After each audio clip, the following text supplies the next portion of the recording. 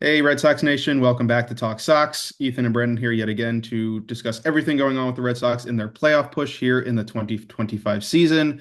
There's been a lot of good recently. There's obviously been some bad. Unfortunately, we do come with some bad news today, that being Marcelo Mayer's season-ending wrist surgery. Obviously, he's had his wrist injury for about a month now. The hope was that maybe he'd be able to make a comeback come around September or so. Unfortunately, that's not the case. Again, he's been injury plagued for quite a few seasons now, really ever since the Red Sox drafted him a few years ago. So this is a tough break for the team. Obviously, he was a really valuable defensive infielder. His bat seemed to be coming around. Obviously, he's a rookie, but the hope was obviously that he was going to keep playing, get some valuable experience in this postseason chase. That's not going to happen anymore. But overall, it's just a tough break for a guy who's had a lot of injuries, wouldn't you say, Ethan? Yeah, it really does suck, especially considering that he got the call up to not too long ago. Mhm. It really is a shame. And, to wait till 2026 to see him again, I think it's a real letdown for Red Sox fans. It kind of reminds me of at the beginning of the season, not that he was a new player, but thinking of like Tristan Casas, and Mhm. how very early on in the 2025 season, how he got that knee injury and he was taken out for the entire season. Again, it's Yeah. not exactly the same, but to see such a young guy get the call up and not even 2 months into his, MLB career, MLB, Yeah. excuse me, you know what I'm talking about. Yeah. To hang up the towel already and go on the IL is just a shame.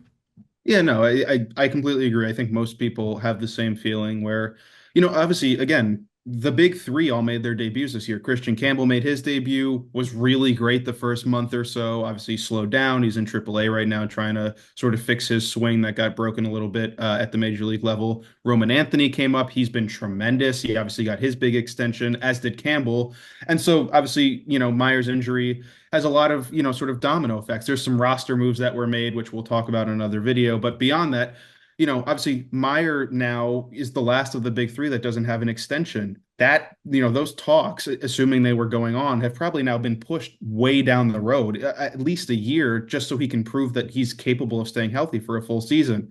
Again, he's obviously a rookie. He's got plenty of years of team control left. But if the goal was to, extend him like like the Red Sox did with Campbell and Anthony, obviously that's sort of gone up in a cloud of smoke right now for at least a little bit. So again, plenty of fallout to discuss. Overall, it wasn't like Meyer was lighting the world on fire. He had a 30% strikeout rate.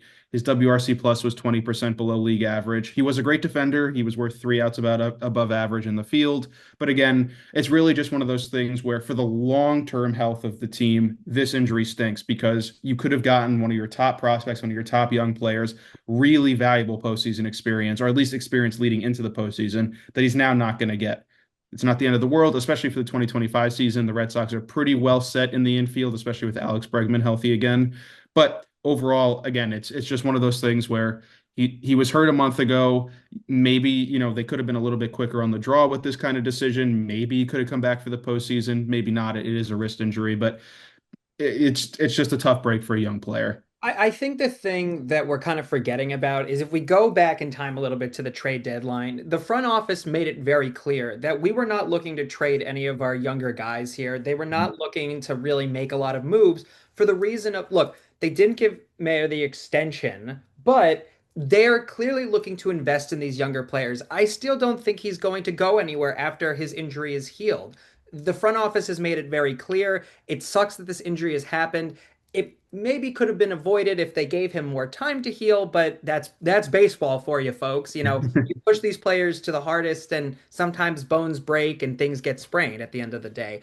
But I think that at the end of the day, the Red Sox organization has made it very clear they're not looking to trade. They're not looking to get new players. We're here to invest in our younger guys. So I think he's going to eventually get the extension. It's just not going to happen right now.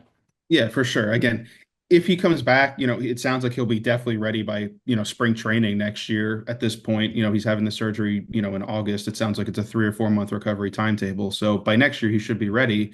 If he can play a full season, if he can play 130, 140 games in the infield and play well, play good, play his, normal brand of good defense, continue, growing as a hitter, he's definitely going to be worth that kind of extension, keeping that big three together. But again, at the end of the day, what this really is about is just it's a young guy losing reps in a key season for himself.